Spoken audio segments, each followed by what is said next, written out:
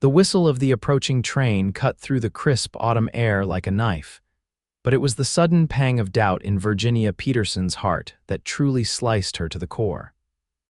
Standing on the wooden platform of Fort Laramie's station in Wyoming Territory, 1878, she clutched her travel-worn valise with trembling fingers, watching as the iron beast belched black smoke against the amber sky of late afternoon. This was supposed to be the beginning of her new life, not the moment she questioned everything about her decision to become a mail-order bride. Virginia Ginny, to those who knew her back in Boston, straightened her spine and smoothed down her traveling dress, a practical navy blue wool that had seen better days. At 22, she had expected more from life than watching her family's modest fortune dwindle after her father's passing, leaving her with the stark choice between becoming a schoolteacher in a town full of painful memories or answering an advertisement for a bride out west. The train's brakes screeched as it slowed, and Virginia's breath caught. She'd exchanged letters with Harrison Wells, a cattle rancher outside Fort Laramie, for 6 months. His correspondence had been polite, if somewhat stiff, a widower of 34 seeking a practical woman of good breeding to help manage his household and raise his young son. It had seemed a reasonable arrangement when she'd boarded the train in Boston, but the closer she got to Wyoming, the more her certainty had crumbled. As passengers began disembarking, Virginia remained frozen in place, the letter from Harrison clutched in her gloved hand. He would be waiting for her, a stranger she had agreed to marry somewhere on this platform, ready to take her to a life she couldn't even properly imagine. "Miss," a deep voice startled her from her thoughts, "you look like you're having second thoughts." Virginia turned to find herself looking up into the most startling pair of blue eyes she'd ever seen. They belonged to a tall man with sun-bronzed skin and a somewhat untamed appearance despite his clean, if worn, clothing. His hat was pushed back on his head, revealing sandy brown hair that curled slightly at his collar. "I beg your pardon," she managed, aware that her voice sounded strained even to her own ears. The man nodded toward her white-knuckled grip on her valise. "You look like you're either about to run for the hills or hop back on that train." His voice carried a slight drawl, but there was something gentle in it, too. "Been standing here watching that war play out on your face for the past 5 minutes." Heat rushed to Virginia's cheeks. "I don't believe my internal deliberations are any of your concern, sir." The man's mouth quirked up at one corner. "Fair enough." He touched the brim of his hat. "Name's Colt Steele. Most folks call me Colt." He gestured to the badge pinned to his vest that she hadn't noticed before. "Deputy around these parts?" Virginia swallowed. "Virginia Peterson." Recognition dawned in his eyes. "Harrison Wells's mail-order bride." She flinched at the blunt description, though it was accurate enough. Yes. "Though I'm beginning to think," she stopped herself, unsure why she was confiding in this stranger. Deputy Steele nodded slowly. "Having second thoughts at the station. Can't say I blame you." He looked past her to where other passengers were greeting family members and loading luggage onto waiting wagons. "Wells isn't here yet. Probably got held up at his ranch." His gaze returned to her face, assessing. "If you're wanting to leave, I could help you leave." Virginia echoed, startled by the offer. "The eastbound train comes through tomorrow morning. I could get you set up at the hotel for the night. Make sure Wells knows you changed your mind." Colt Steele shrugged. "No woman should feel trapped into a marriage, mail order or otherwise." Virginia stared at him, unable to comprehend why this stranger would offer such assistance. "Why would you help me?" Something flickered in his eyes. "Let's just say I've seen too many people make choices they regret." He glanced over her shoulder and his expression shifted. "Wells is here. You've got about 2 minutes to decide what you want to do, Miss Peterson." Virginia turned to see a wagon approaching, driven by a stern-faced man with a gray-streaked beard. Everything about him, from his rigid posture to his unsmiling countenance, made her stomach knot with dread. She turned back to the deputy, panic rising in her throat. "I can't do this. I thought I could, but then let me help you leave," Colt said simply, already reaching for her valise. "Come on." Before she could second-guess herself, Virginia found herself following the deputy away from the platform and toward the town proper, her heart hammering in her chest. "He'll be angry," she said, unable to keep the tremor from her voice as they hurried down the main street. "Let him be," Colt replied, his stride purposeful but unhurried. "Better a man's wounded pride than a woman's miserable life." Virginia couldn't argue with that logic, though she still felt a sharp pang of guilt. "I should have sent a telegram." "I should have. You can write him a letter from the hotel explaining your decision," Colt interrupted gently.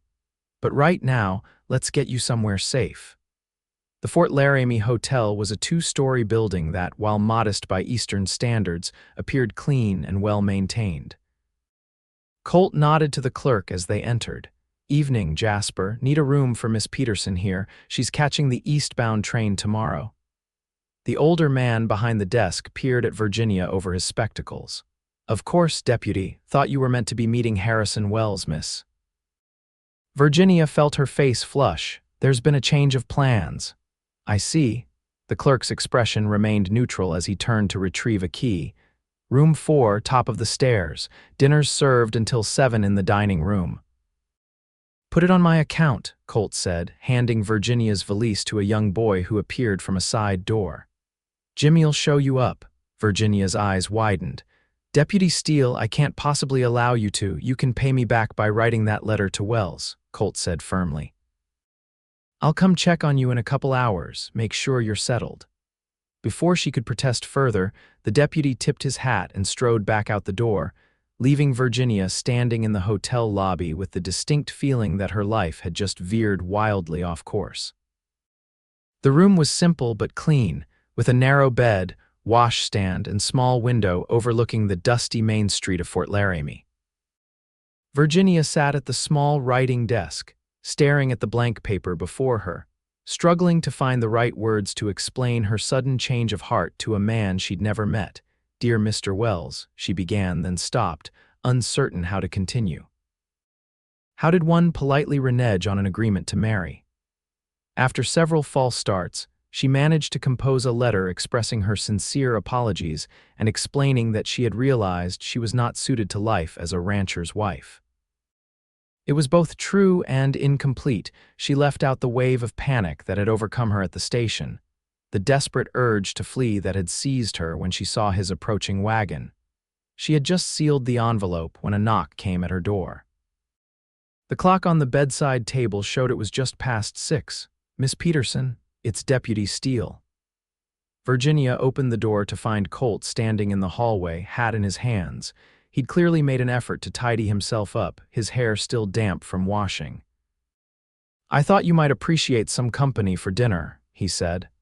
"Unless you'd prefer to eat alone, which I'd understand completely." Virginia hesitated. Propriety dictated she should dine in her room, especially given the circumstances, but the thought of sitting alone with her swirling thoughts seemed unbearable. "I would welcome the company, thank you," she said finally, reaching for her shawl. "And I've written the letter." Colt nodded, taking the envelope she offered. "I'll make sure he gets it." The hotel's dining room was nearly empty, with just 2 other tables occupied. Colt led Virginia to a corner table and pulled out her chair with a courtesy that surprised her. "I must thank you for your assistance today," Virginia said once they were settled. "I'm not sure what I would have done if you hadn't been there." Colt shrugged, looking somewhat uncomfortable with the gratitude, just doing what any decent person would do. He studied her for a moment. "If you don't mind my asking what changed your mind, you came all this way." Virginia considered the question as a waitress brought them bowls of beef stew and a basket of bread. "I thought I was being practical," she finally said. "After my father died, our family's finances. Well, they weren't what they once were. I have a younger brother at university and a mother whose health is fragile. The money Mr. Wells sent for my passage seemed like a blessing. And now," Colt prompted gently, "and now I realize I was fooling myself." Virginia tore a piece of bread, not meeting his eyes. "I wasn't just scared of Mr. Wells, though he seemed formidable. I was scared of becoming someone I'm not, someone who would marry a stranger out of desperation." Colt nodded slowly. "That takes courage to admit, does it?" "It feels more like cowardice." She finally looked up at him. What will I do now? I have barely enough money for the train fare back to Boston, and nothing waiting for me there except more difficult choices. You could stay, Colt said, the words seeming to surprise even himself. Virginia blinked. Stay in Fort Laramie. It's not Boston, he acknowledged with a small smile, but it's growing. There's a school that needs a teacher, the last one left to get married last spring, and the mercantile's looking for help too. You think I could find employment here? Virginia asked, unable to hide her skepticism. A complete stranger. Fort Laramie's full of people who came from somewhere else, Colt said, and a woman willing to travel across the country on her own has skills worth something out here. Virginia considered this as they ate. The stew was hearty and surprisingly good, nothing like the bland fare she'd endured on the journey west. I don't know the first thing about teaching, she admitted. Can you read, write, do sums? When she nodded, Colt shrugged. That puts you ahead of half the adults in town. The school board's desperate, and where would I live? I can't stay at the hotel indefinitely. Mrs. Abernathy takes in boarders. She's a widow, runs a respectable house about 2 streets over from the schoolhouse. Several single ladies from town stay there. Virginia narrowed her eyes. You seem to have this all figured out, Deputy Steele. A faint flush colored his tan cheeks. Just laying out options, Miss Peterson. The train still leaves at 9 tomorrow morning if that's what you decide. Their dinner was interrupted by the slam of the dining room door. Virginia looked up to see Harrison Wells standing in the doorway, his face thunderous as his gaze locked on their table. There you are, he growled, stalking toward them. What kind of game are you playing at, woman? Colt was on his feet in an instant, one hand raised in a calming gesture. Now, Harrison, the lady's made her decision. I've got her letter for you right here, letter. Wells spat the word. I paid good money to bring her out here, and I find her dining with you instead of meeting me as arranged. I should have known you'd try to steal her away, Steele. Virginia stood, her legs unsteady. Mr. Wells, I assure you, Deputy Steele has done nothing improper. The decision not to proceed with our arrangement was entirely mine. Wells turned his glare on her. I don't recall giving you a choice in the matter, Miss Peterson. We had an agreement. An agreement she's chosen to withdraw from, Colt said, his voice level but with an edge of steel. And as I recall, Wells, you paid for her passage, which she's willing to repay once she's established. You haven't bought yourself a wife. Several other diners were watching the confrontation now, and Virginia felt her face burn with embarrassment. Wells seemed to notice the attention too, his jaw working as he visibly reined in his anger. This isn't over, he said finally, snatching the letter from Colt's outstretched hand. You'll regret this, both of you. With that, he turned on his heel and stormed out, leaving an uncomfortable silence in his wake. I'm so sorry, Virginia whispered as they sat back down, her appetite gone. I've caused nothing but trouble since I arrived. Colt shook his head. Wells has always had a temper. It's one of the reasons his first wife left him. Virginia looked up sharply. Left him. In his letters, he said she died. Is that so? Colt's expression darkened. Margaret Wells is very much alive in Denver with her sister. She fled 2 years ago after he broke her arm in a rage. Virginia felt the blood drain from her face. My God. Which is why, Colt continued quietly, I wasn't about to let another woman walk into that house uninformed, no matter what arrangements had been made. You knew, Virginia realized. When you saw me at the station, you already knew who I was waiting for. Colt nodded, his expression grim. Word travels fast in a small town. When we heard Wells had sent for a bride from back east, well, I made it my business to be at that station today. Virginia sat in stunned silence, processing this revelation. The deputy hadn't simply been offering assistance to a woman with cold feet, he'd been deliberately preventing her from entering a dangerous situation. His son, she whispered, remembering the boy mentioned in Wells's letters. Is he Tommy's 8, good kid all things considered. Lives with his father but spends a lot of time at his uncle's place in town. Colt's expression softened. Not your responsibility, Miss Peterson. No, Virginia agreed, though her heart ached for the child. But I'm more grateful than ever for your intervention today. They finished their meal in relative silence, both lost in their own thoughts. As Colt walked Virginia back to her room, she made her decision. "I'd like to stay," she said as they reached her door, "at least for a while. If you truly think I could find work here." Colt's smile was warm enough to chase away some of the chill that had settled in her chest. "I'll take you to meet Mrs. Abernathy and the school board chairman tomorrow, if that suits you." "Thank you, Deputy Steele." He tipped his hat. "Colt, please." "I reckon we're past formalities at this point." "Colt," she repeated with a small smile. "Then you must call me Virginia or Ginny if you prefer." "Ginny," he said, testing the name. "It suits you. Sleep well, Ginny. Tomorrow's a new beginning."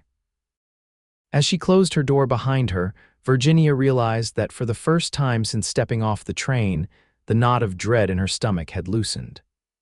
Fort Laramie might not have been the fresh start she'd planned, but perhaps it could be something better, a beginning she chose for herself. True to his word, Colt arrived at the hotel the next morning just as Virginia was finishing her breakfast. She had spent a restless night alternating between anxiety over her confrontation with Harrison Wells and cautious hope about the possibilities that lay before her. She'd repacked her valise, not for the eastbound train but for a move to Mrs. Abernathy's boarding house, assuming, of course, that the widow had room for her. "Good morning," Colt greeted her, looking considerably more polished than he had the previous day. His badge gleamed against his dark vest and his boots had been recently shined. "Sleep well?" "Well enough," Virginia replied, folding her napkin and standing. "I'm ready whenever you are, Mrs." Abernathy's boarding house was a tidy two-story home with a wide front porch adorned with potted geraniums. The widow herself was a plump woman in her 50s with shrewd eyes that assessed Virginia thoroughly as Colt made the introductions. "A teacher, Mrs. Abernathy said, ushering them into a parlor that smelled pleasantly of beeswax and lavender. "We've needed one badly. The children are running wild and parents are at their wits' end." "I should clarify that I have no formal training," Virginia admitted.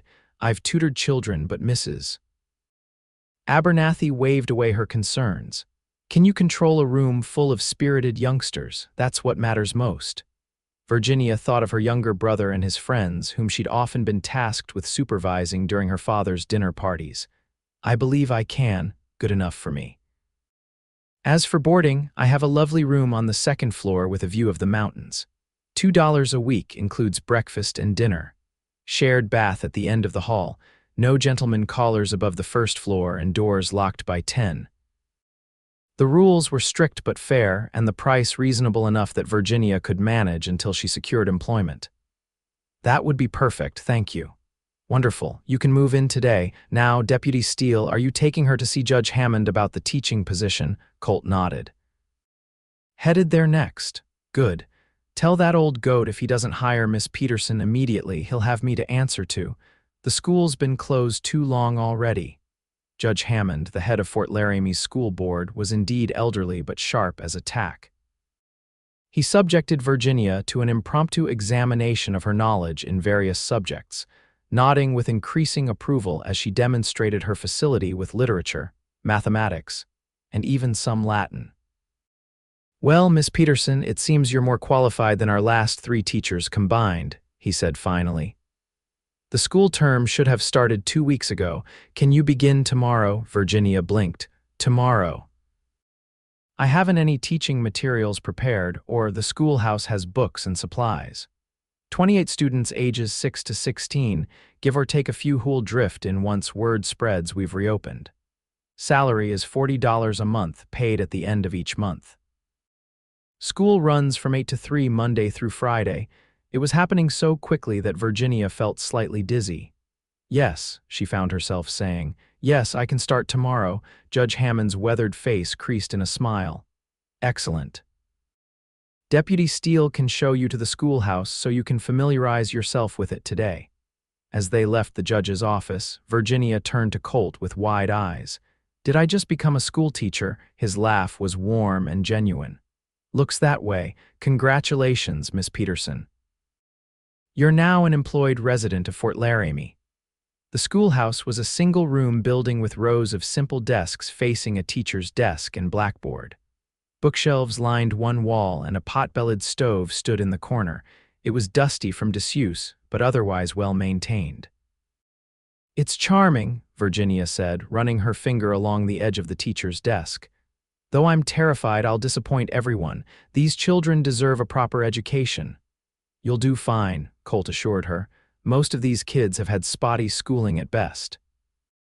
Any consistent teaching will be an improvement." Virginia spent the next hour examining the available textbooks and supplies, making notes about what she might need. Colt watched her quietly, occasionally offering information about some of the families whose children would be in her care. "The Taylor twins are bright but mischievous," he warned. "And young Tommy Wells, well, he's eager to learn but doesn't get much encouragement at home." Virginia looked up sharply. "Harrison Wells's son will be in my class." Colt's expression turned serious. "Yes, will that be a problem?" She considered this. No, she decided. The boy shouldn't suffer for his father's temperament, but I imagine Mr. Wells won't be pleased to have me teaching his son. "Let me worry about Wells," Colt said firmly. "You just focus on being the best teacher you can be." By the time they returned to Mrs. Abernathy's to collect Virginia's belongings from the hotel, she was feeling a strange mixture of terror and exhilaration. In the space of 24 hours, her life had completely transformed from mail-order bride to independent schoolteacher with a room of her own and a purpose that had nothing to do with marriage. "Thank you," she said to Colt as he carried her valise up the steps to the boarding house. "For everything. I don't know what would have become of me without your intervention." He set down her bag and turned to face her, his expression thoughtful. "You're stronger than you give yourself credit for, Ginny. You would have found your way." "Perhaps," she acknowledged. "But I'm glad I didn't have to do it alone." That evening, after settling into her new room and meeting the boarding house's other residents, a young woman who worked at the telegraph office and an elderly spinster who gave piano lessons, Virginia sat at her window, looking out at the unfamiliar landscape of Wyoming Territory. The mountains in the distance were cast in purple shadow as the sun set, so different from the crowded streets of Boston she'd known all her life. For the first time since her father's death, Virginia felt something like hope stirring in her chest. She had no idea what the future held, but for now she had shelter, employment, and perhaps even the beginning of friendship. It would have to be enough. Virginia's first day as a teacher was both exhausting and exhilarating.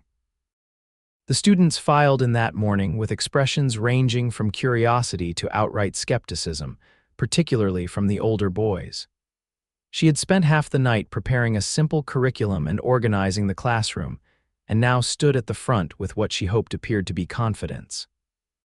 "Good morning," she began, surveying the mix of faces. "I am Miss Peterson, your new teacher." A gangly boy of about 14 raised his hand immediately. "Are you really the mail-order bride who jilted Harrison Wells?" Virginia felt heat rush to her face as titters spread through the classroom. Before she could formulate a response, a small voice piped up from the back row. "My pa says she's a flighty Easterner who doesn't know her own mind." With a sinking heart, Virginia identified the speaker as a dark-haired boy who could only be Tommy Wells. His resemblance to his father was unmistakable, though his features were softer, childish still. "That's quite enough," Virginia said firmly, finding her voice. "My personal affairs are not a topic for discussion in this classroom. We are here to learn, and we have much to accomplish." She picked up a piece of chalk. "Now, I'd like each of you to come forward when I call your name and tell me how far you've progressed in your studies."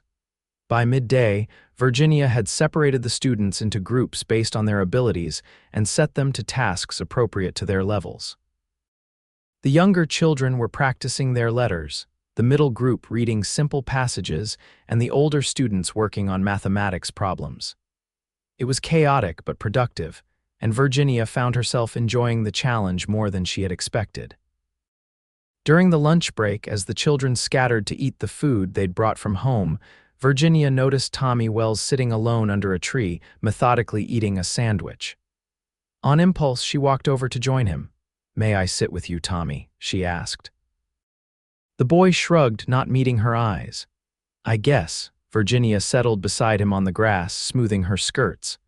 I was very impressed with your reading this morning. You have a natural gift for it. Tommy glanced up, surprised. Really? Absolutely. Have you always enjoyed books? He nodded, some of his guardedness falling away. My ma used to read to me every night before she left. Virginia's heart constricted. Well, we have a good selection of books in our classroom library. You're welcome to borrow them to read at home. Pa doesn't like me reading anything but the Bible, Tommy said, his voice dropping. Says it puts nonsense in my head. I see, Virginia said carefully. Well, perhaps you could do some extra reading during lunch breaks then. A small smile tugged at the boy's mouth. I'd like that. The afternoon passed in a blur of lessons and minor disruptions. Two boys caught passing notes. A young girl in tears over a broken slate pencil, and the Taylor twins attempting to put a frog in one of the girls' desks. By the time Virginia dismissed the class at 3 o'clock, she was exhausted but oddly fulfilled. She was erasing the blackboard when she heard the schoolhouse door open behind her. Turning, she expected to see a student who had forgotten something instead. She found Harrison Wells filling the doorway, his expression thunderous. Mr. Wells, she managed, setting down the eraser and straightening her spine. If you're here to see Tommy, I'm afraid he's already left with the other children. I'm not here for my son, Wells said, stepping into the room and letting the door swing shut behind him. I'm here to talk to you. Virginia forced herself to remain calm, though her heart was racing. I'm rather busy preparing for tomorrow's lessons, but if you'd like to schedule a meeting about Tommy's progress, don't play games with me, Wells interrupted, advancing toward her. You humiliated me, made me a laughingstock in this town. And now you're filling my boy's head with who knows what kind of Eastern notions. Virginia took a step back, bumping against the blackboard. Mr. Wells, I assure you I've done nothing to you'll resign, he cut in. Today. Write a note to the school board saying you've changed your mind seems to be something you're good at. Anger flared in Virginia, overriding her fear. I will do no such thing. These children need an education, including your son, who happens to be exceptionally bright. If you have concerns about my teaching methods, you may address them to Judge Hammond. Wells's face darkened. You think because you have Steele watching out for you that you're untouchable? There are ways to make life very difficult for an unmarried woman in a town like this. Rumors, accidents. He reached out suddenly, grabbing her wrist. Or maybe I should just take what I paid for. Before Virginia could react, the schoolhouse door banged open again. Take your hands off her, Wells. Colt stood in the doorway, his hand resting on the gun at his hip. His voice was deadly quiet, but Virginia had never been so relieved to hear it. Wells released her arm but didn't back away. This is none of your business, Deputy. A man threatening a woman in my town is absolutely my business. Colt stepped further into the room. Miss Peterson, are you all right? Virginia nodded, rubbing her wrist. Yes, thank you. Good. You should head back to Mrs. Abernathy's now. I need to have a private word with Mr. Wells here. Something in Colt's tone made Virginia hesitate. Colt, it's all right, he assured her, his eyes never leaving Wells. Go on now. Virginia gathered her things quickly, slipping past Wells and pausing briefly beside Colt. Please be careful, she murmured before hurrying out the door. Outside, she leaned against the schoolhouse wall, her legs suddenly weak. She couldn't hear what was being said inside, but after several minutes, Harrison Wells emerged, his face like a thundercloud. He stormed past without acknowledging her. Colt appeared a moment later, his expression grim until he spotted her. Thought I told you to head home. I was concerned, she admitted. What did you say to him? Colt's mouth quirked in a humorless smile. Let's just say Mr. Wells now understands that harassing the town's schoolteacher would be very bad for his health and his business dealings. Is that a legal use of your authority, Deputy Steele? Virginia asked, falling into step beside him as they walked toward town. Maybe not, Colt acknowledged, but it was effective. He glanced down at her. You should have told me he grabbed you. Virginia shook her head. It only just happened when you arrived. How did you know to come, Tommy? Colt said simply. He saw his father heading toward the schoolhouse after class and came running to find me. Smart kid. He is, Virginia agreed softly, and now I'm even more worried about him. Colt nodded, his expression serious. Wells is all bluster when it comes to adults who can stand up to him, but Tommy. He sighed. I keep an eye out when I can. They walked in silence for a few moments, the late afternoon sun casting long shadows across the dusty street. Would you like to join me for dinner at the cafe? Colt asked suddenly. To celebrate your first day of teaching. Virginia hesitated. I've paid for meals at Mrs. Abernathy's. I'm sure she'd understand. Besides, you look like you could use a friend right now. A friend. The word warmed her more than it should have. Thank you, I'd like that very much. The cafe was bustling with early dinner patrons, but they found a table near the back. Over plates of chicken and dumplings, Virginia recounted her first day of teaching, and Colt shared stories about some of his more unusual duties as deputy. Last week, I had to break up a fight between two old-timers arguing over whether a particular cloud looked like President Hayes or a cow, he told her, eyes crinkling with amusement. Both of them dead drunk at 11 in the morning. Virginia laughed, the tension of her confrontation with Wells finally easing from her shoulders. And what was your official ruling, deputy? That it looked like a cloud and they were both idiots, Colt replied with a grin. Then I locked them up until they sobered up. As they ate, Virginia found herself studying Colt when he wasn't looking directly at her. There was something compelling about him beyond his obvious physical appeal, a steadiness, a quiet confidence that she found increasingly attractive. She caught herself wondering about his past, his family, whether there was a woman in his life. What brought you to Fort Laramie? She asked as they lingered over coffee. Colt's expression turned reflective. War, initially. I was with the cavalry stationed at the fort. When my service ended, I stayed on. The sheriff needed a deputy, and I found I had a knack for keeping the peace. No family back east missing you, he shook his head. Parents died when I was young, raised by an uncle who wasn't sorry to see me go when I enlisted. You. Just my mother and brother now, Virginia said. I should write to them soon, let them know my circumstances have changed. Will they be worried about you? Virginia considered this. My mother will be dismayed that I've thrown away a good match as she'll see it. My brother. He'll understand, I think. He never liked the idea of me coming out here to marry a stranger. Smart man, Colt said with a small smile, seems to run in the family. As they left the cafe, the evening air had turned cool. Virginia pulled her shawl tighter around her shoulders as they walked toward Mrs. Abernathy's boarding house. Thank you for dinner, she said as they reached the front porch, and for coming to my rescue. Again, Colt shook his head. You don't need rescuing, Ginny. Just someone watching your back now and then until you find your footing here. The use of her nickname sent a pleasant warmth through her. Still, I appreciate it. I'm not used to having allies. Well, you have one now, he touched the brim of his hat. Sleep well, Miss Peterson. I'll check in on you tomorrow. As Virginia watched him walk away, she was struck by a sudden certainty. Coming to Fort Laramie had been the right decision after all, even if it hadn't worked out the way she'd planned. The next few weeks established a rhythm to Virginia's new life. Each morning, she rose early to prepare for the school day, ate breakfast with the other boarders, and walked to the schoolhouse where her students awaited. The children had quickly warmed to her methods, even the older boys who had initially been the most resistant. Tommy Wells, in particular, had become one of her most devoted pupils, often staying after school to help clean the classroom or to read quietly at his desk when he wasn't expected home immediately. Colt made a point of stopping by the schoolhouse most afternoons, ostensibly to ensure there was no further trouble from Harrison Wells, but Virginia had begun to suspect he simply enjoyed their conversations. They had fallen into the habit of taking walks together after school, discussing the town's happenings and sharing pieces of their pasts. Virginia found herself looking forward to these walks more than any other part of her day.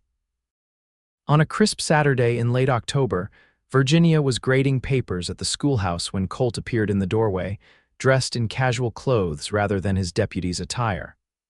Working on a weekend? He asked, leaning against the doorframe with an easy smile. Virginia set down her pen. Just trying to keep ahead of things. What brings you here on your day off? Thought you might like to see a bit more of Wyoming than just the town, Colt said.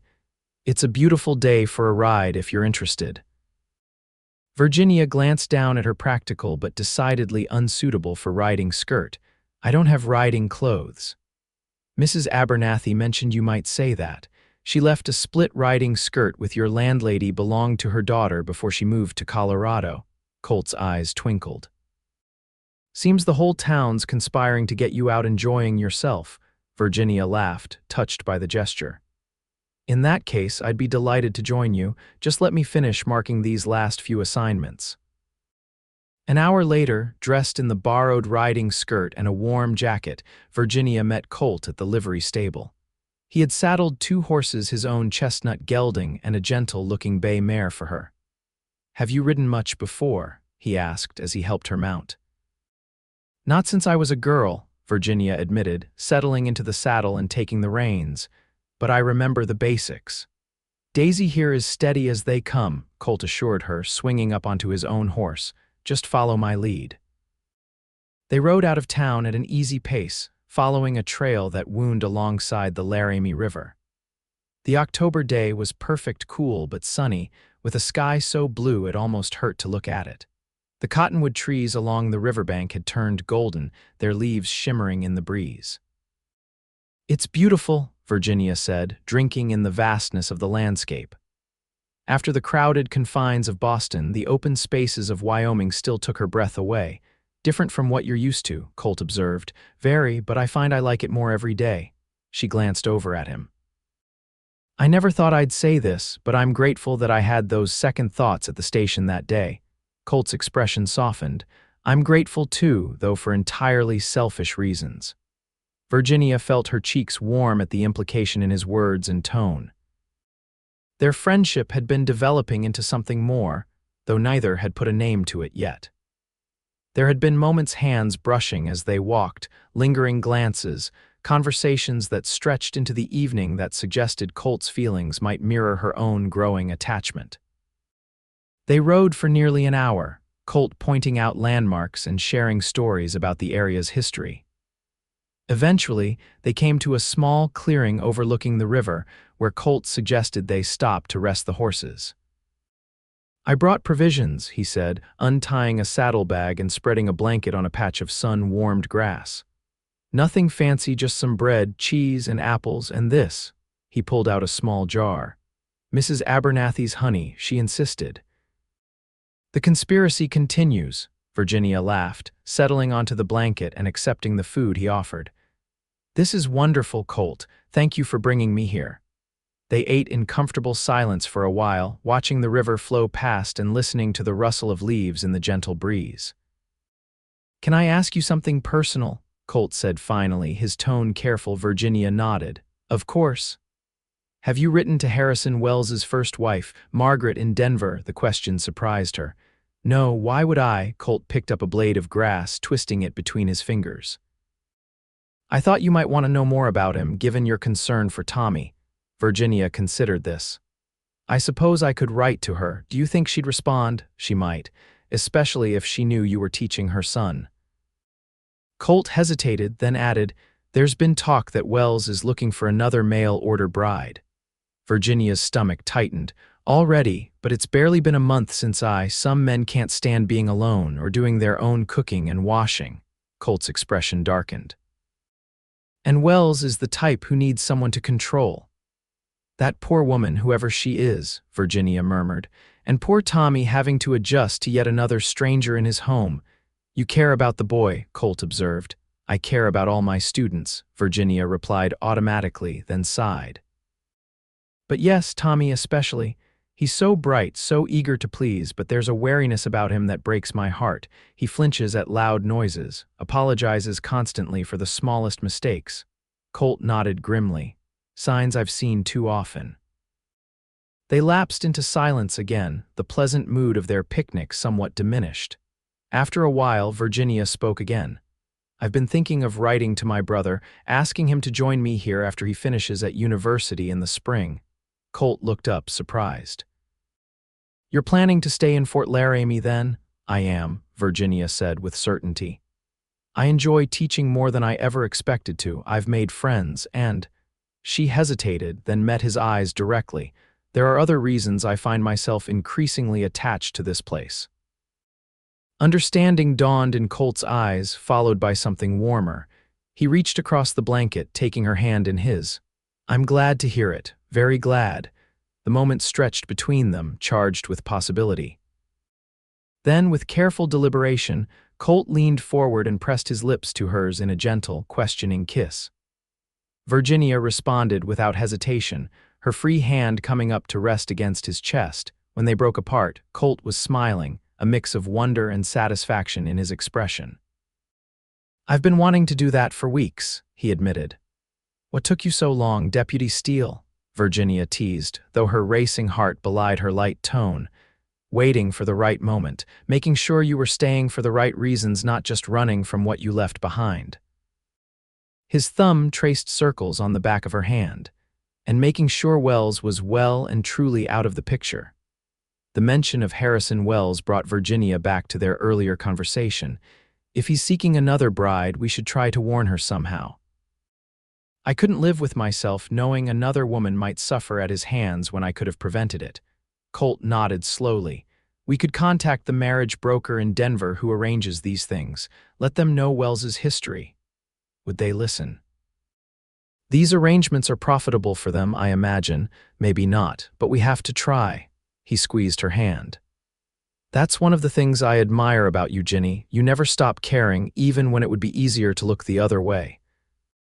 They lingered in the clearing for another hour, alternating between serious conversation about Tommy Wells's situation and lighter moments of growing intimacy. Another kiss. Colt's arm around her shoulders as they watched an eagle soar overhead, plans for future outings together. As they finally mounted their horses for the ride back to town, Virginia felt a contentment she hadn't experienced in years. Her life had taken an unexpected turn, but for the first time since her father's death, she felt like she was exactly where she was meant to be. November brought colder weather and the first dusting of snow to Fort Laramie. Virginia had settled fully into her role as teacher, earning the respect of both her students and their parents. She had written to Margaret Wells in Denver and received a cautious reply, establishing a tentative correspondence that provided insight into Tommy's situation and Harrison Wells's volatile nature. She had also written to her brother, inviting him to consider Fort Laramie after his graduation, and to her mother, explaining her new circumstances in terms she hoped would not cause too much distress. Her relationship with Colt had deepened steadily, though they maintained a certain propriety in public. Fort Laramie was a small town with watchful eyes, and Virginia's position as schoolteacher required her to uphold high moral standards. Still, it was common knowledge that Deputy Steele called regularly at Mrs. Abernathy's boarding house, often accompanying Miss Peterson on walks or to church on Sundays. One Friday afternoon in mid-November, Virginia dismissed her students early as heavy snow began to fall. Tommy Wells lingered at his desk, peering anxiously out the window. "Is your father coming to collect you, Tommy?" Virginia asked, noticing his reluctance to leave. The boy shook his head. "Pa's gone to Cheyenne for supplies, won't be back till tomorrow." "I'm supposed to stay with Uncle James in town, but—" He hesitated. "He doesn't know school's letting out early." Virginia began gathering her things. "I'll walk you to your uncle's shop." Tommy's face brightened. "Really, thanks, Miss Peterson." They bundled up against the increasingly heavy snowfall and set out toward town. James Wells owned the hardware store on Fort Laramie's Main Street, a prosperous business that served both the town and surrounding ranches. As they walked, Tommy chattered about his latest reading project, a book about ancient Roman soldiers that Colt had lent him from his own small collection. Virginia smiled at the boy's enthusiasm, wondering not for the first time how different his life might have been with a gentler father or if his mother had remained. "Miss Peterson," Tommy asked suddenly, his voice small, "is it true Pa's getting another wife from back east?" Virginia nearly stumbled in the snow. "Where did you hear that, Tommy?" Overheard Pa talking to Uncle James. "He said this one wouldn't run off like the others." The boy kicked at a snow drift. I liked you better than the woman who came after Ma left. She was mean when Pa wasn't looking." Virginia's heart sank. So there had been others between Margaret and herself, women who hadn't stayed long enough to become known to the town. "Tommy, I'm not sure what your father's plans are," she said carefully. "But you know you can always talk to me or Deputy Steele if you're worried about anything, don't you?" He nodded, but his expression remained troubled. "I wish." He trailed off, then shook his head. "Never mind." "What is it, Tommy?" Virginia prompted gently. "I wish you had married Pa," the boy blurted out, his cheeks reddening. "Then you'd be my new Ma, and you're nice and you like books and, oh, Tommy." Virginia stopped walking and knelt to his level, heedless of the snow soaking into her skirt. "I'm very fond of you, but marriage is complicated. Your father and I wouldn't have suited each other." "Because he gets mad a lot?" Tommy asked with the direct perception of childhood. "Ma used to cry, so did the other lady." Virginia swallowed hard. "Yes, partly because of that. But I'm still your teacher and I care very much about your well-being. That won't change no matter what." Tommy seemed to accept this, though his expression remained somber as they continued toward the hardware store. When they arrived, James Wells greeted them with surprise. "School out early for the snow, is it?" he asked, eyeing Virginia with the same wariness most of the Wells family showed her. "Thank you for bringing the boy by, Miss Peterson." "It was no trouble at all," Virginia replied politely. "Tommy's one of my best students. You should be very proud of him." James's expression softened slightly. Bright like his mother, this one always had his nose in a book. "A valuable trait," Virginia said, squeezing Tommy's shoulder. "I'll see you on Monday, Tommy. Enjoy your weekend." As she turned to leave, James called after her, "Miss Peterson, the storm's picking up. You might want to wait it out here for a bit." Virginia glanced outside to see that the snow was indeed falling much more heavily now, the wind driving it sideways across the street. "Thank you, Mr. Wells, but I should get back to the boarding house before it worsens." She stepped back out into the storm, immediately regretting her decision as the full force of the wind hit her. The snow was falling so thickly now that she could barely see to the end of the street, and the temperature seemed to have dropped significantly in the short time she'd been inside the hardware store. Pulling her scarf tighter around her face, Virginia pressed forward, moving slowly through the accumulating snow. The boarding house was only 4 blocks away, but in these conditions, it felt much further. She had gone perhaps half the distance when she heard someone calling her name, "Ginny." "What in God's name are you doing out in this?" Colt appeared beside her, his tall form materializing out of the swirling snow. He was bundled in a heavy coat and hat, his face half hidden behind a woolen scarf. "Walking home," she shouted over the wind. "School dismissed early." Without further discussion, Colt took her arm. "My place is closer. Come on." Virginia hadn't been to Colt's home before a small but sturdy cabin on the edge of town that he'd pointed out during one of their walks. It was indeed closer than the boarding house, and she was relieved when they finally pushed through the door and out of the howling storm. The cabin was simple but neat, with a main room that served as both kitchen and living area and what appeared to be a bedroom visible through a partially open door. A fire burned in a small stove, filling the space with welcome warmth. "You're half frozen," Colt said, helping her remove her snow-covered coat and scarf. "Sit by the stove, I'll make coffee." Virginia sank gratefully onto a chair near the warmth, her fingers and toes beginning to tingle painfully as they thawed. She watched as Colt moved efficiently around the small kitchen area, setting a pot of coffee to boil and retrieving mugs from a shelf. "I didn't expect the storm to intensify so quickly," she said, rubbing her hands together. "I was walking Tommy Wells to his uncle's store when it really started coming down."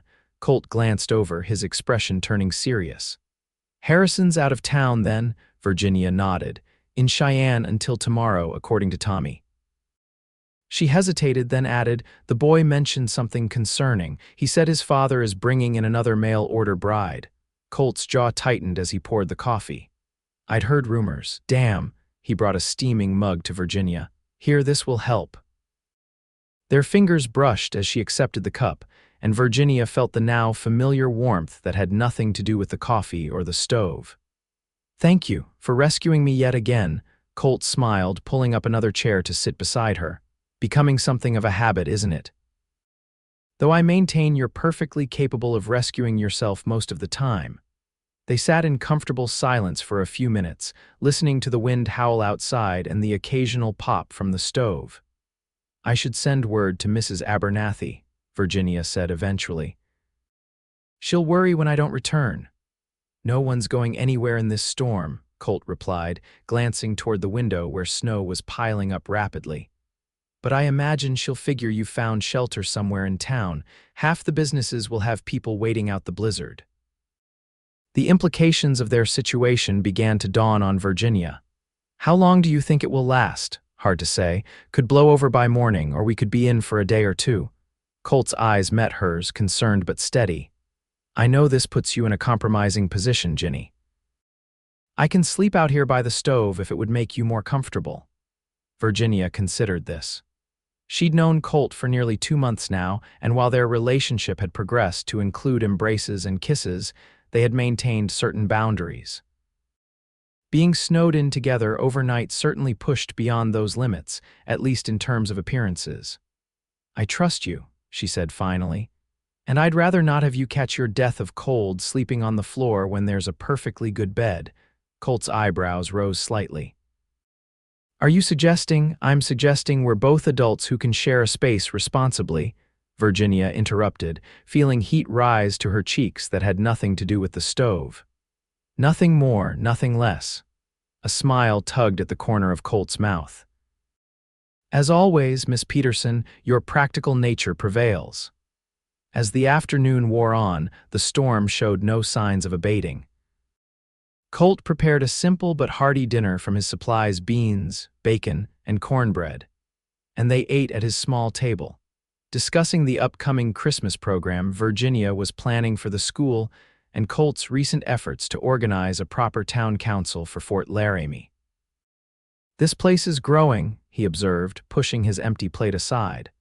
"Can't keep running things the old way with just the sheriff making decisions and Judge Hammond handling everything else." "You sound like you should be on this council," Virginia remarked. Colt shrugged. "Maybe someday.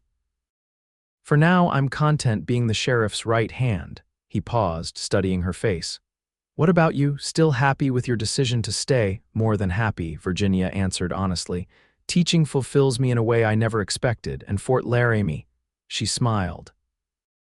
"It's starting to feel like home." "Any particular reason for that?" Colt asked, his tone light but his eyes intent. Virginia met his gaze steadily. "Several reasons. The children, Mrs. Abernathy and the other boarders, the mountains." She paused. "And you, Colt, especially you." The simple admission seemed to hang in the air between them, weighted with everything it implied. Colt reached across the table, taking her hand in his. "I'm falling in love with you, Virginia Peterson," he said quietly. "Have been since about the second day you were here." Virginia's breath caught. Though their growing attachment had been obvious to both of them, neither had spoken the word love until now. "I never expected this," she said softly. "When I came west, I thought I was making a practical arrangement I never imagined I'd find." She squeezed his hand. "I'm falling in love with you too, Colton Steele." Colt's smile was radiant as he stood, pulling her gently to her feet and into his arms. This kiss was different from their previous ones, deeper, more certain, filled with the promise of their declaration. Virginia leaned into him, savoring the solidity of his chest against hers, the gentle strength of his arms around her waist. When they finally broke apart, both slightly breathless, Colt rested his forehead against hers. "I should probably mention that I have honorable intentions," he murmured.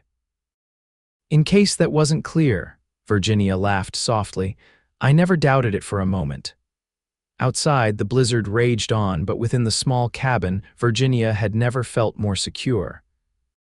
Whatever challenges lay ahead, Harrison Wells's volatility, Tommy's welfare, the hardships of frontier life, she would face them with Colt beside her. And that knowledge filled her with a quiet confidence she had never known before. As promised, they shared the narrow bed that night with nothing more intimate than close embrace. both aware that their relationship deserved time to develop properly. Virginia fell asleep to the sound of Colt's steady breathing and the howling wind outside, feeling, for perhaps the first time in her adult life, that she had found exactly where she belonged. The blizzard lasted through the night and well into the next day. Colt ventured out briefly in the morning to check on neighbors and report to the sheriff, returning with news that the town was largely shut down but managing well enough. He also stopped by Mrs.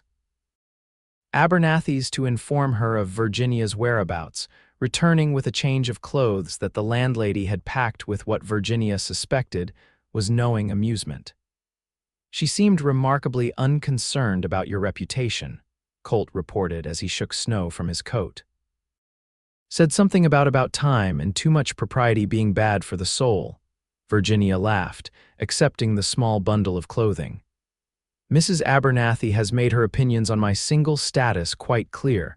I believe she's been orchestrating our courtship from the beginning." "Smart woman," Colt said with a grin. "Remind me to thank her properly." By Sunday morning, the storm had passed, leaving Fort Laramie buried under nearly 2 feet of snow. The sun emerged brilliantly, reflecting off the white landscape with blinding intensity. Virginia and Colt made their way carefully back to the boarding house, where Mrs. Abernathy welcomed them with a knowing smile and a hot breakfast. "Suppose you'll be wanting to make things official soon," the landlady remarked as she poured coffee. "Not that I'm rushing you, but rooms for married couples are hard to come by in this town." Virginia choked slightly on her coffee while Colt managed to maintain his composure. "We're taking things one step at a time, Mrs. Abernathy," he said diplomatically. "But I appreciate your concern for our future accommodations." The older woman huffed. "Well, don't take too long. A good match is a good match, and there's no sense dawdling." Over the next few weeks, Virginia and Colt's relationship became common knowledge in Fort Laramie, met largely with approval and the occasional good-natured teasing. The exception came from Harrison Wells, who had returned from Cheyenne to find the town buzzing with news of the schoolteacher and the deputy's blizzard-enforced cohabitation. "He's been making comments at the saloon," Sheriff Donovan informed Colt one afternoon in early December. "Nothing actionable but nasty nonetheless. Suggesting Miss Peterson isn't fit to be teaching children given her loose morals." Colt's expression darkened. "That's slander." "It is," the sheriff agreed, "but confronting him directly will just make things worse. Best to let it die down." Virginia took a similar approach when she heard whispers from some of the more conservative mothers. She continued teaching with unwavering professionalism, and gradually, the gossip subsided. Tommy Wells, however, became increasingly withdrawn in class, avoiding her eyes and rushing out as soon as the day ended. One afternoon, Virginia asked him to stay behind. "Tommy, have I done something to upset you?" The boy stared at his boots. "Pa says I'm not supposed to listen to you anymore. Says you're a woman of bad character." Virginia flinched but kept her voice steady. "And what do you think, Tommy?" He looked up, his expression torn. "I think you're the best teacher we've ever had and you're nice to me, but Pa gets real mad if I say that." "I understand," Virginia said gently. "It's hard when grown-ups disagree about things, but I want you to know that I still care very much about your education and about you." Tommy nodded, then reached into his pocket and pulled out a crumpled envelope. "This came for Pa yesterday. I saw it was from the same place that sent the letters about you coming here." He thrust it toward her. "I thought, maybe you should know." Virginia stared at the envelope, addressed to Harrison Wells from the Frontier Bride Agency in Denver. "Tommy, I can't take your father's mail." "That wouldn't be right." "I already opened it," the boy admitted, shame-faced. "It says she's coming next week, on Tuesday's train." Virginia's stomach dropped. "Another bride," Tommy nodded miserably. "She's from Philadelphia. Her name's Miss Alina Benton. There's a picture, but Pa took it." Virginia knelt in front of the boy, her mind racing. "Thank you for telling me, Tommy, but you should put this back where you found it, and please don't take your father's mail again. It could get you in serious trouble." After Tommy left, Virginia sat at her desk for a long time, weighing her options. She had written to the Frontier Bride Agency weeks ago, sharing her concerns about Harrison Wells, but had received no response. Apparently, they had chosen profit over caution. That evening, she shared Tommy's news with Colt as they sat in Mrs. Abernathy's parlor, their voices low to avoid being overheard by the other boarders. "Tuesday," Colt muttered. "That doesn't give us much time." "To do what exactly?" Virginia asked. "We can hardly meet the train and tell her to go back home." "Why not?" Colt's expression was determined. "That's essentially what I did with you." Virginia shook her head. "This is different. We don't know Miss Benton's circumstances. Maybe she has no home to return to. Maybe she's desperate." "All the more reason to prevent her from entering a potentially dangerous situation," Colt argued. "Wells's temper is getting worse, not better. Just last week, he nearly came to blows with Peterson at the livery over the price of feed." They debated various approaches, finally agreeing that they would indeed meet Miss Benton's train. But their goal would be to ensure she had all the information needed to make an informed decision, including details about Wells's history with his previous wife and the rumors about the women who had come after. "We owe her the truth," Virginia said firmly. "After that, it's her choice." Tuesday dawned clear and cold. Virginia had arranged for one of the older students to supervise the younger children during lunch, allowing her to slip away to the train station. Colt was already waiting on the platform when she arrived, looking grim but determined. "Train's on time," he reported. "Should be here in about 10 minutes." Virginia nodded, wringing her gloved hands nervously. "What if she doesn't believe us? What if she thinks we're interfering for personal reasons?" "Then we've done what we can," Colt said simply. "But we have to try, Ginny." The train's whistle sounded in the distance, and soon the iron locomotive was pulling into the station, belching steam into the cold air. Virginia found herself remembering her own arrival just a few months earlier, how different her life had become since that day. Passengers began disembarking, and it wasn't hard to identify Alina Benton. She was a slight woman, perhaps a few years older than Virginia, with a pinched, anxious expression and clothes that had once been fine but now showed signs of wear. She clutched a carpetbag in one hand and a letter in the other, scanning the platform with clear apprehension. Virginia approached her first, smiling warmly. "Miss Benton, Alina, I'm Virginia Peterson." The woman blinked in confusion. "I'm supposed to be meeting Mr. Wells. He sent us to collect you," Colt said, stepping forward and tipping his hat. "Deputy Steele, madam." "There's been a change in plans." Alina's confusion deepened. "I don't understand. Perhaps we could talk somewhere more comfortable," Virginia suggested, gesturing toward the station's small waiting room. "It's rather cold out here." Alina hesitated, but the genuine concern in Virginia's expression seemed to reassure her. "All right." Once seated in the waiting room, Virginia began carefully. "Miss Benton, I was in your position a few months ago. I came to Fort Laramie as a mail-order bride for Harrison Wells." Alina's eyes widened. "But you didn't marry him." "No," Virginia confirmed. "I had second thoughts upon arrival, and Deputy Steele helped me establish myself independently in town. I'm now the school teacher here." "I don't see what this has to do with me," Alina said, though her voice lacked conviction. Colt leaned forward, his expression serious. "Miss Benton, we have reason to believe that Mr. Wells may not be the man he represented himself to be in his letters." Over the next 20 minutes, they outlined what they knew: Margaret Wells's flight to Denver, Tommy's reports of his father's temper, the rumors of other brides who had come and quickly gone. Alina listened with increasing distress, occasionally touching a hand to her throat. "Why are you telling me this?" she asked when they'd finished. "Why do you care what happens to me?" "Because no one warned me," Virginia said simply. "And I believe every woman deserves to make an informed choice about her future." Alina was silent for a long moment, staring down at her worn gloves. "I have nowhere else to go," she finally admitted. "My father's business failed and our home was seized by creditors. The agency's fee and my train fare took the last of our savings." Virginia reached out, covering the woman's hand with her own. "There are options, Alina. Fort Laramie is growing. There are positions available for women willing to work." And what would Mr. Wells say about this arrangement? I imagine he wouldn't simply accept my decision not to marry him after he's paid for my passage.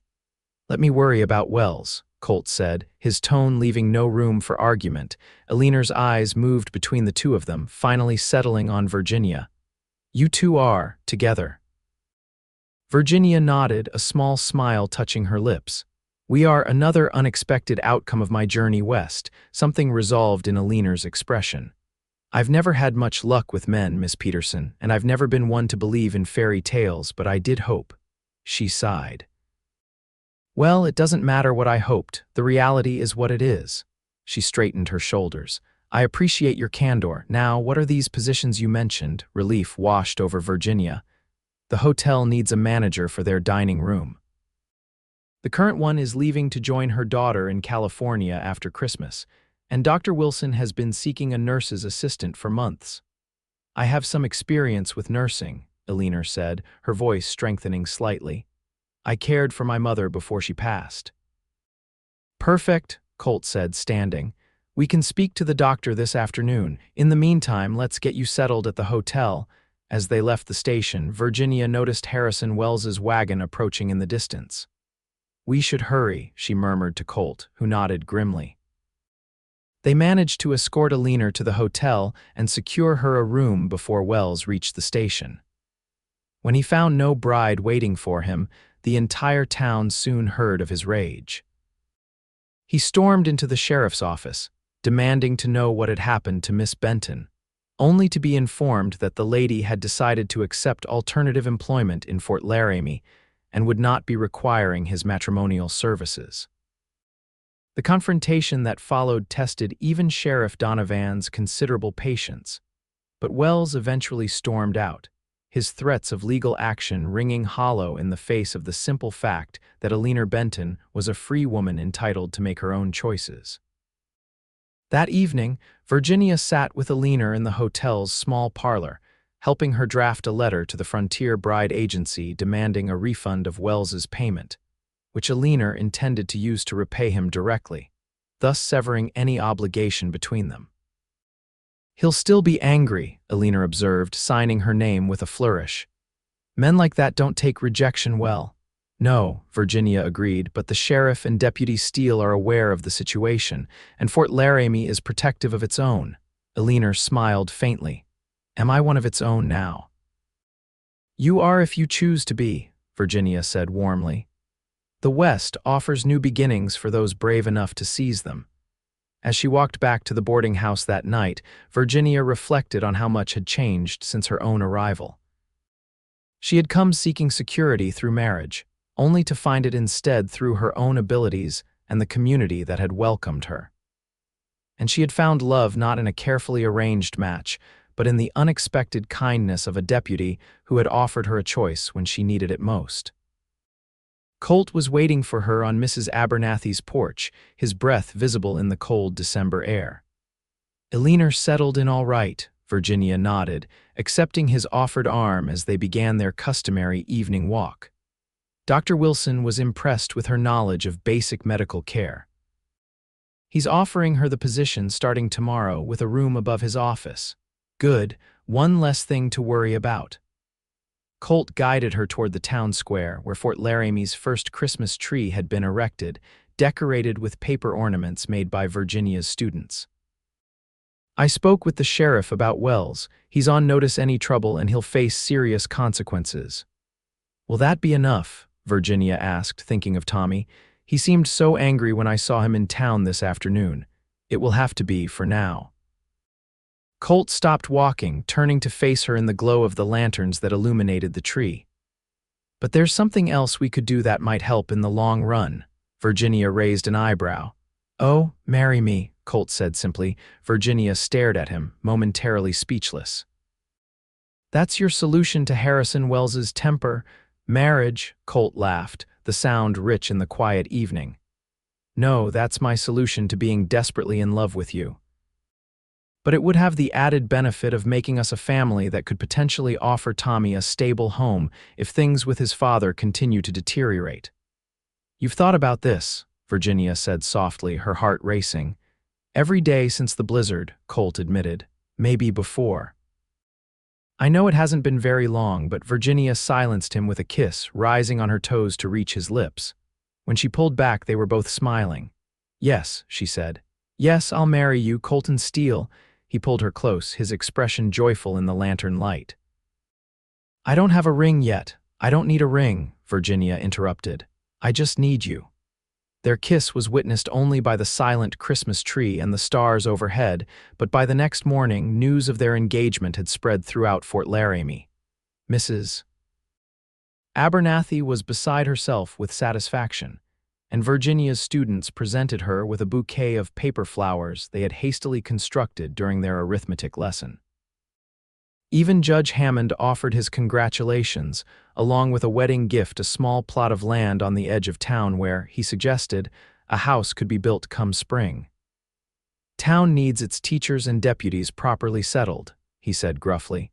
Consider it an investment in Fort Laramie's future. Not everyone was pleased by the news, however. Harrison Wells made his disapproval known loudly and often, particularly at the saloon after a few drinks. His anger seemed to focus increasingly on Colt, whom he blamed not only for stealing Virginia but also for turning Eleanor Benton against him. He's making threats, Sheriff Donovan reported grimly one evening in late December. Nothing specific enough to act on, but concerning nonetheless. Colt nodded, his expression serious. I'll keep my eyes open. Despite Wells's dark mutterings, preparations for the wedding moved forward. Virginia and Colt decided on a January ceremony, small and simple, to be held in the town's small church with a reception at the hotel afterward.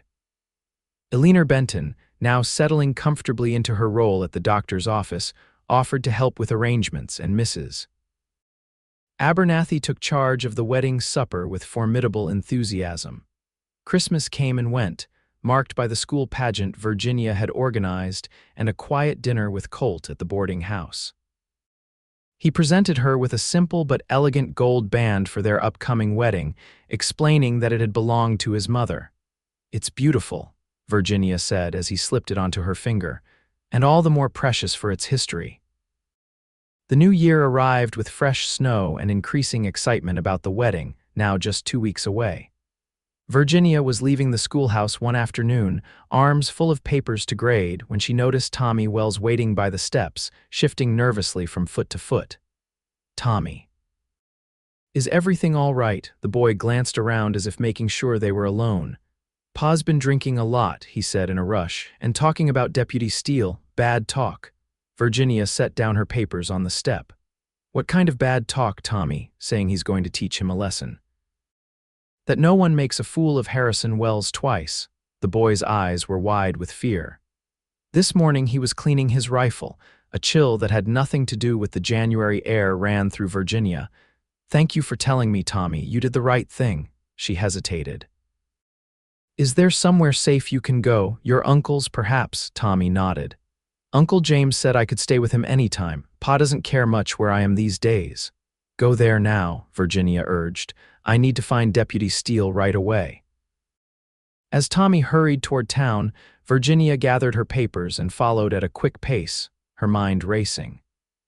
Wells had been increasingly volatile since Eleanor's rejection, but actual threats of violence took his behavior to a new level of danger. She found Colt at the sheriff's office discussing plans for additional deputies as the town continued to grow. One look at her face told him something was wrong. Ginny, what is it? She explained Tommy's warning quickly, watching as Colt's expression hardened.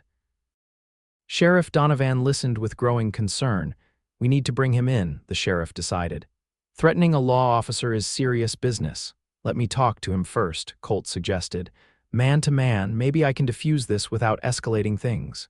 Sheriff Donovan shook his head. Too risky. We go together, official business. Virginia clutched Colt's arm.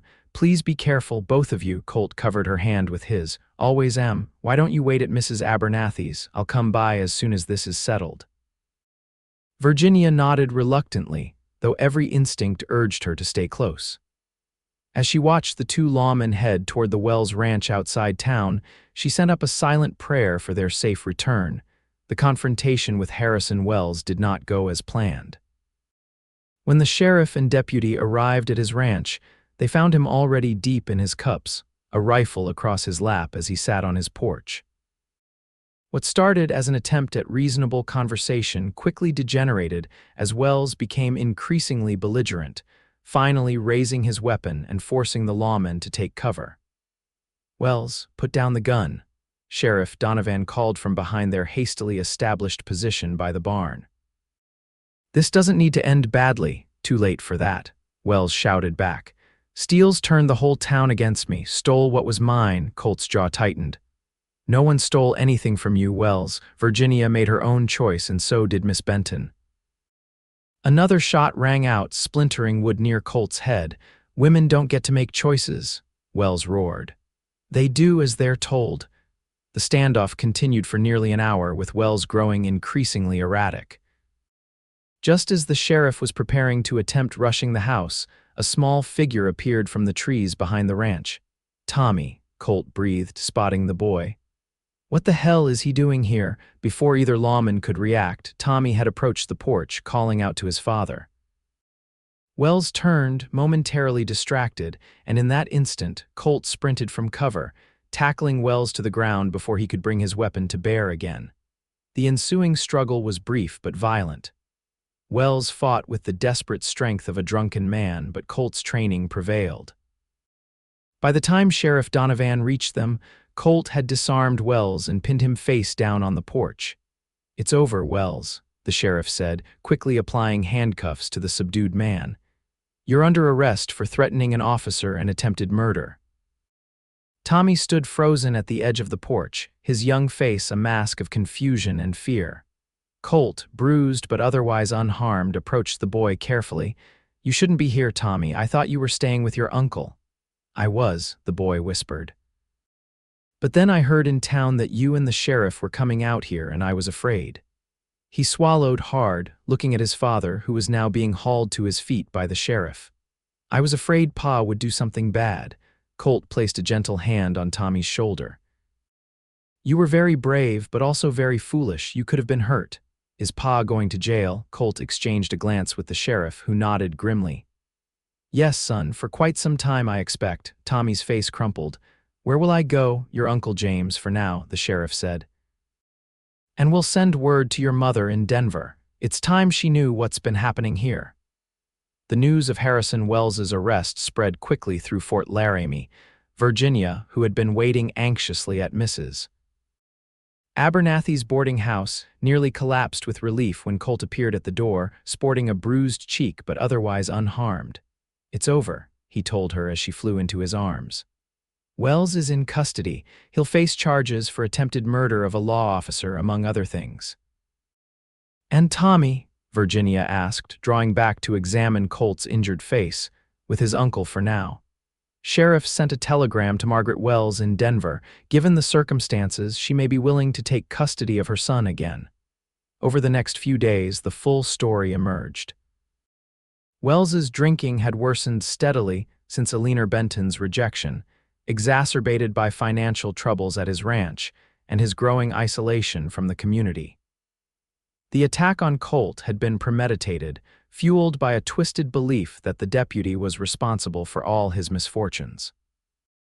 "Judge is sending him to the territorial prison," Sheriff Donovan informed them. 5 years at least, given the severity of the charges. For Tommy, the situation resolved better than anyone might have hoped. Margaret Wells arrived from Denver within a week, a woman transformed from the broken victim who had fled 2 years earlier. Working as a seamstress in her sister's shop had restored not only her financial independence, but also her confidence and spirit. "I should have taken Tommy with me when I left," she told Virginia during a visit to the schoolhouse.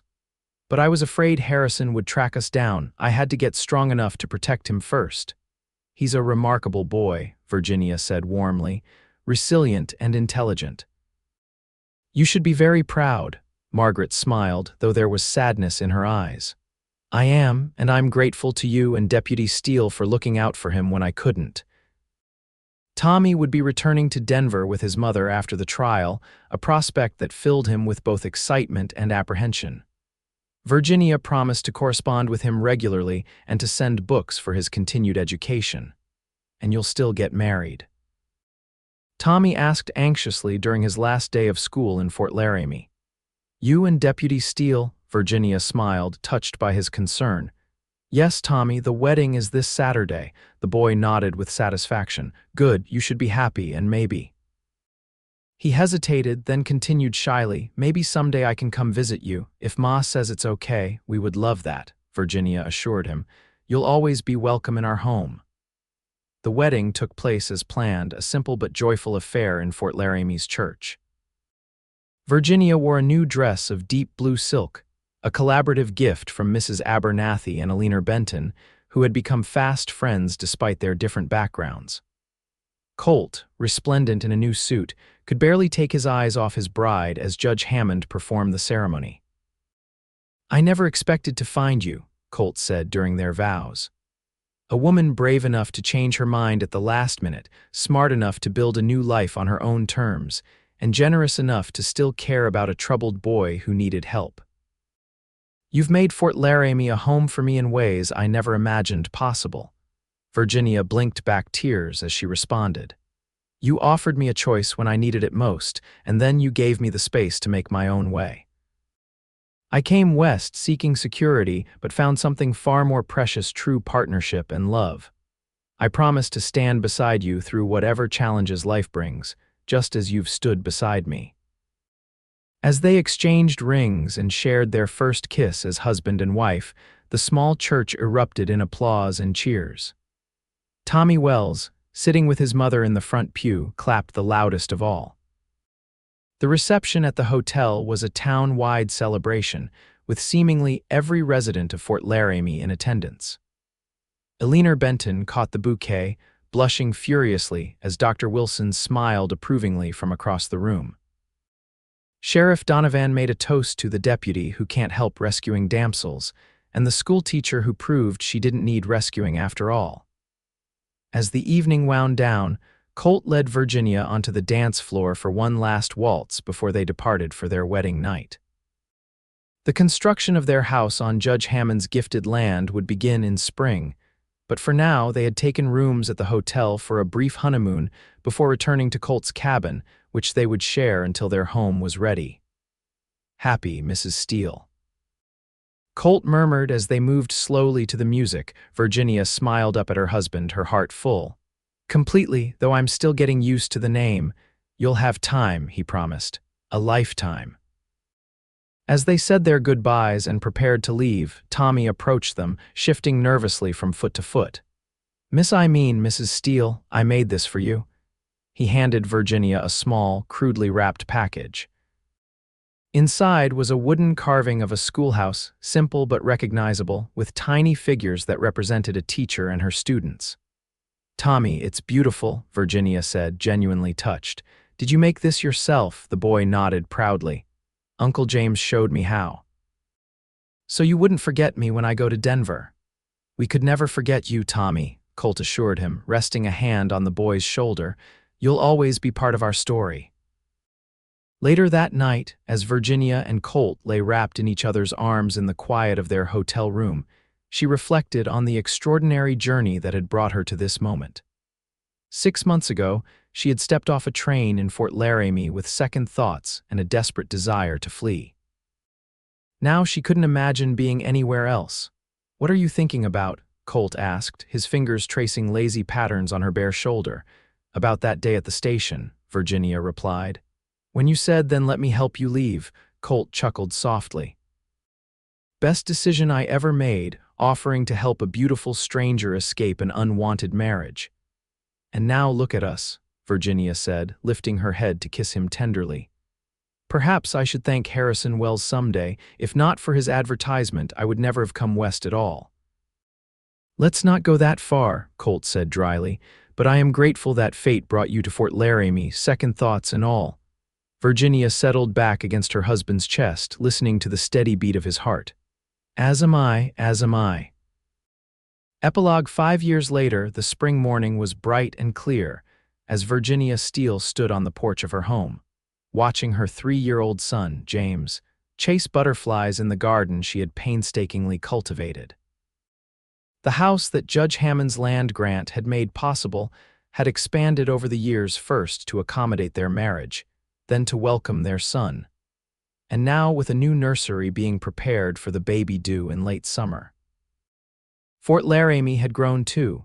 From the rough frontier town Virginia had first encountered to a more established community with a proper town council, on which Colt now served. An expanded school with 2 teachers, Virginia still serving as headmistress. And even a small library that had been Alina Wilson's pet project after her marriage to the doctor 3 years prior. "Mail's here," Colt called, coming around the side of the house with a bundle of letters, including one from Denver. Virginia smiled, accepting the envelope with the now familiar handwriting. Tommy's monthly letter, right on time. At 13, Tommy Wells had grown into a thoughtful young man, thriving under his mother's care in Denver. Margaret had remarried 2 years earlier to a kind bookstore owner who encouraged Tommy's intellectual pursuits and treated him as his own son.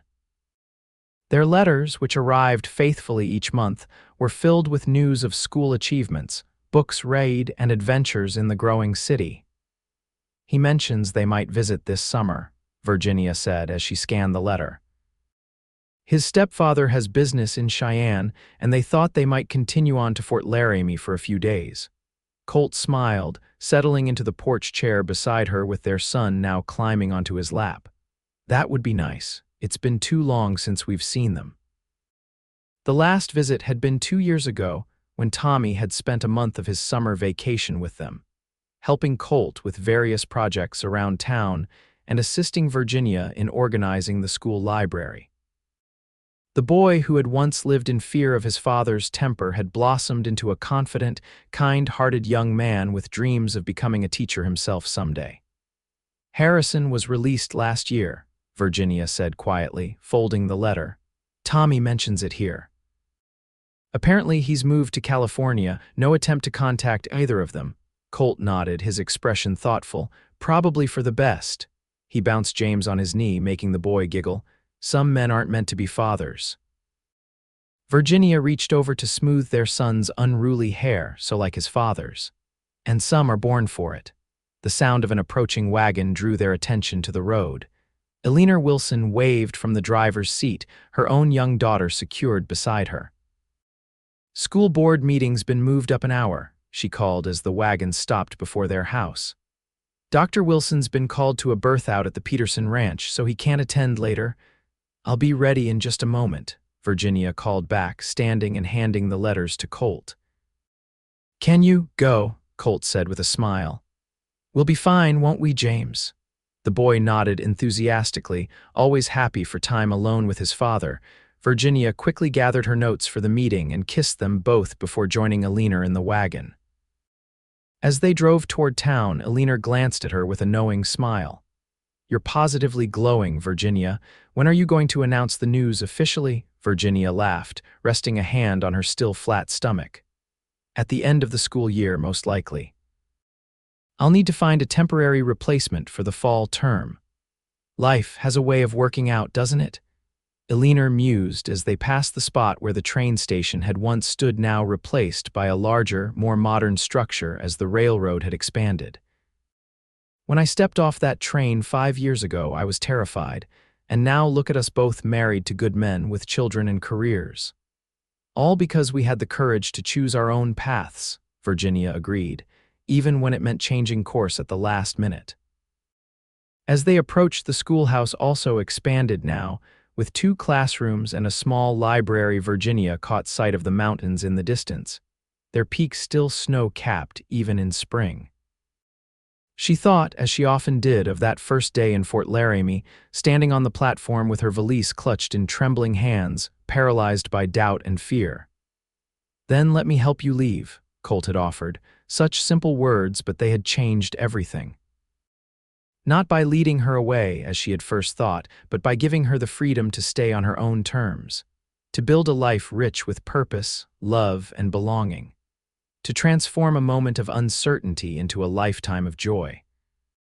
Virginia smiled, her heart full as she stepped down from the wagon into the bright Wyoming sunshine. Second thoughts, she had learned, were sometimes the wisest thoughts of all.